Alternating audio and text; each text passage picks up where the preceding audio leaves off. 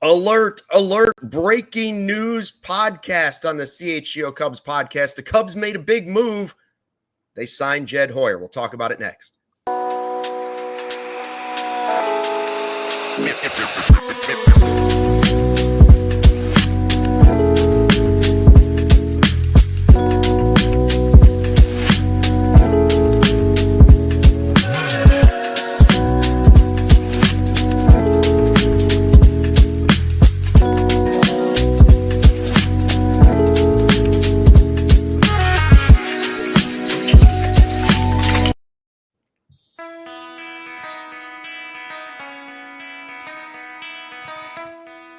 Hey, Chicago, what do you say? It's the CHGO Cubs podcast, driven by Toyota. Let's go places and Bet365. Whatever the moment, it's never ordinary. Make sure you use the code CHGO365 at sign up. I knew we'd have a breaking news podcast today, and sure enough, here it is. Luke Stuckmeyer, Patrick Norton, and Joey Christopoulos. We will have a full post-game podcast tonight after the game as well, but we wanted to jump in real quick and talk to everybody about the breaking news that the Cubs have extended Jed Hoyer and his contract. So he went from the hot seat guys all the way to an extension. We don't know how long.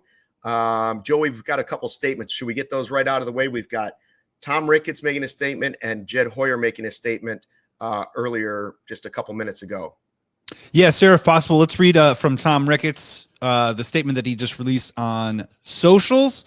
Quote, Jed and his baseball operations staff have built a healthy player development organization and put an exciting playoff contending team on the field. We are looking forward to the rest of the season and to working with Jed for years to come. That's from Tom Ricketts, executive chairman of the Chicago Cubs. And Jed Hoyer also put out a statement too as well. Quote, I'm so grateful to the Ricketts family for their trust and support for 14 years. The Cubs are a special organization with an amazing fan base. I'm excited to keep building the momentum we have and to work with a terrific baseball operations staff to consistently deliver a championship caliber team for this great city. Jed Hoyer, president of baseball operations now and into the near future. My first take on this, Patrick, is that when I heard about it, first of all, not surprising. The timing of it's interesting because the trade deadline's coming up on Thursday afternoon. Does it impact that? Well, sure. I guess it gives him the confidence to move forward and make a trade, make whatever trades he needs to. I don't think he was going to gut the farm system trying to make some crazy trade to save his job. I feel like he knew that was happening anyways, but now he makes the trade knowing, listen, I'm here for multiple years. I have to be wise about what I do, but I also have to go for it. And I wouldn't be surprised if this extension, we haven't heard how long yet, but I wouldn't be surprised if it lines up with Craig Counsell being like 3 more years, just like the Bears just tried to line up polls with their new coach. I mean, this is a city of extensions. The Bulls just extended their front office and they extended their head coach. Everybody's getting extensions. It's like an Oprah show. Yeah, they are just kind of doling them out. What I am interested in and what I alluded to on the show last week was I thought that either A, this was already done, or B, it was going to be in the works. Yeah. So I'm not surprised that this crosses the finish line before the trade deadline. It sets them up in an interesting spot where you're correct. I don't think he was going to gut the farm system or anything like that beforehand, but it gives him the security to, maybe make that splash move that could cost you your job if it fails or anything like that. Not that I think that was going to happen anyway, but he had been moving so far in the past few months or so, or really since the Kyle Tucker extension, but the trade itself, he had been moving almost as though he had some sort of security with him anyway. So by this move, I'm not surprised, one bit whatsoever. Well, I think it's fun. First of all, we have the biggest series of the year coming up starting tonight, Cubs Brewers in Milwaukee. We got 3 against them. Both teams tied for first place and the best record in the National League. When you look at it, you ask, okay, does Hoyer really deserve this extension? Well, when Theo left, he was in charge of the teardown. The teardown has taken longer than we expected, but he has rebuilt the farm system to respectability, as Ricketts pointed out in his letter. And he does have the team in first place and in a playoff chase moving forward. That said, all of us thought in the middle of last offseason when before the Tucker trade thought, man, this is make or break for this guy, right? Like this is make or break. And he went and did the Tucker deal. And I still don't think it was that risky for him, but it was certainly a big move for the Cubs. And he's done that and he's got him where he wants him. And now he needs to go get busy. He's got a couple days to get busy and turn this team into a real World Series contender. But as far as did he deserve the contract? I don't think it's a terrible idea. He made some really shrewd moves last offseason that you have to tip your cap and say, wow, Brad Keller, whoa, Matthew Boyd, one of the best pitchers in baseball, the deal you got him for, Tucker, exchanging him for Paredes, who I didn't want anyways, and a top prospect. Okay, seems like he made some pretty good moves this offseason. Yeah, so a couple things to unpack there, and Luke, you're hammering right around what I'm kind of thinking right now about this. Is there's two things. Is one is when we talk about Jed Hoyer, when we walked into this season, you're right. It was playoff or bust, right? And as it stands right now, when he gets this extension, that job is not yet complete. So I am curious to see if the Cubs were to not make the playoffs somehow this year, how the fan base is going to react. And I'm going to guess it probably is a little bit more on the negative side. When we talk about ownership, for those that maybe were hopeful and optimistic that, yeah, maybe Tom Ricketts was also saying make or break, mandate, make the postseason, make the playoffs. I think a lot of other people that have come to understand Tom Ricketts the last few years is he simply just doesn't operate that way. And I do think Jed has put himself in a position to warrant and earn this contract extension. The timing is a little strange because I think a lot of Cubs fans are refreshing their phones on Twitter every 15 seconds, waiting for a trade to come in. And it's like a Spider-Man meme of the trade deadline. And it's Jed Hoyer giving himself a contract extension. So that doesn't feel great. But I'm also really hopeful now that with this in place and with it now public, Jed Hoyer can now go out.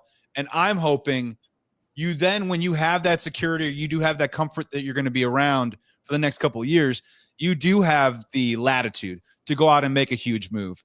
And you do have the latitude to go out and spend big on giving up prospect capital to bring back somebody, which seems like it's all trending towards someone that they're going to have here in uniform in 2026. That seems to be the modus operandi for Jed Hoyer throughout this whole trade deadline. We'll see if he can mix in a rental like Eugenio Suarez. But it does leave me with, I'm happy for Jed Hoyer.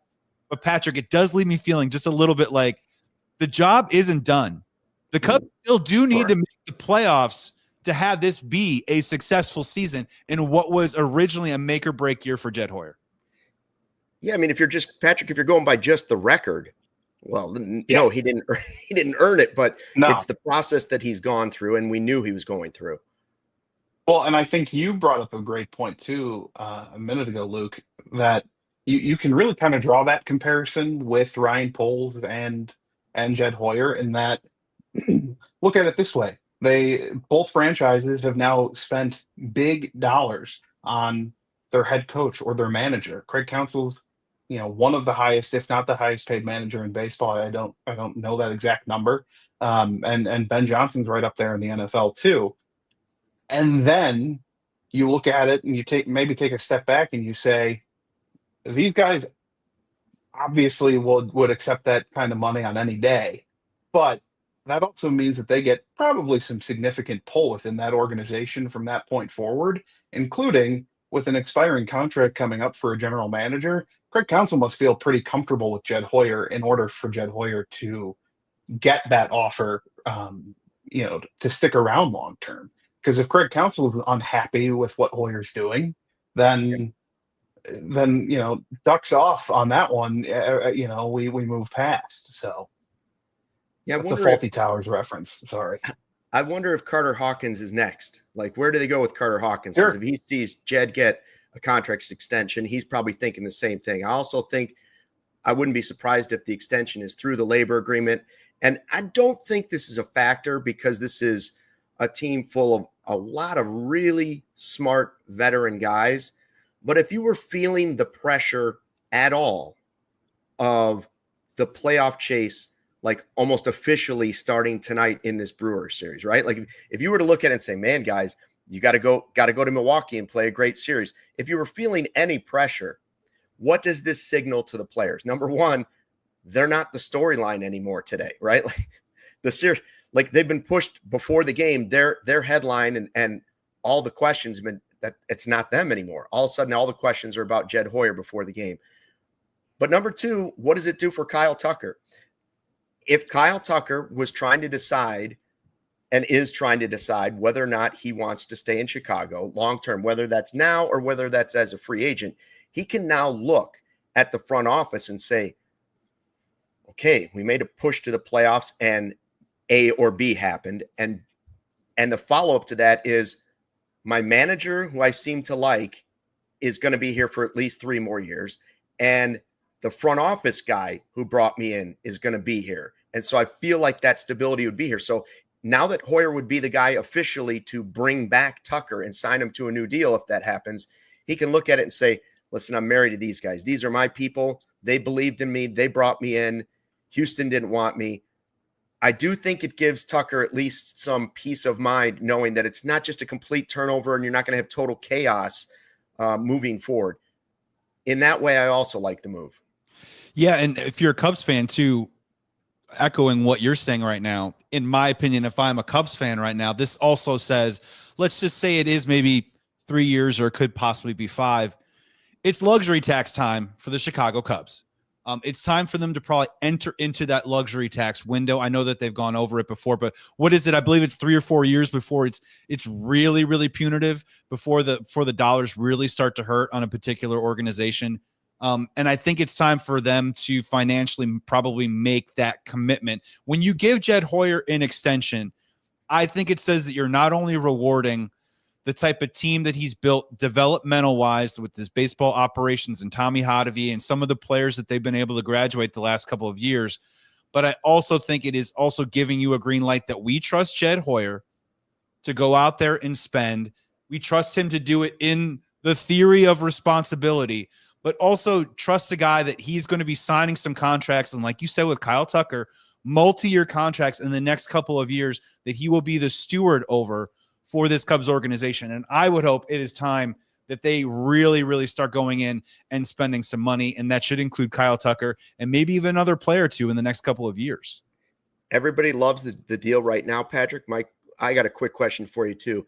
If the Cubs bomb on this, knock on wood, bomb on this playoff push, will everybody look back at this and say, what did you do that so fast for? I don't think so, because I think, as you said earlier, again, the process has been there. Getting Tucker in the first place was, I don't want to say as much as Hoyer can do, and obviously this deadline is a big piece of what he can do for this team going forward.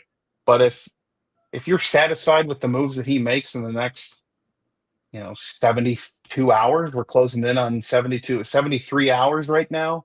If you're satisfied with the moves that he makes in 73 hours, then I think you have to be satisfied with you don't have to be satisfied with whatever the end result is, but you have to be satisfied with the fact that Jed made the moves necessary to, prevent that flop come September. Just looking at it that way. I also think something that needs to be kind of examined with the cap is, or not the cap, but the salary itself, because of the accounting errors last year and mistakes made, they were over the tax, and they shouldn't have been. And it was a small amount that they were over, but that still dings them in terms of how many years they can go over consecutively. So I doubt that they're going to go over this year. They've built themselves a nice cushion to prevent that by trading Cody Bellinger for essentially nothing and not replacing that money, in order to set up future seasons. So by not going over this year, then you really extend the window in terms of, okay, well, now we can start to dive into, if we go over for the next 3 or 4 years, whatever that might be, you need to reset this year. That's where it all starts. Yeah, and I think one more thing on this is that when you look at it from Jed Hoyer's perspective, I think he's seen from the Ricketts family that they're serious. And if they've had conversations about Tucker and the future, hopefully that means they've had serious conversations, and he liked the way that sounded.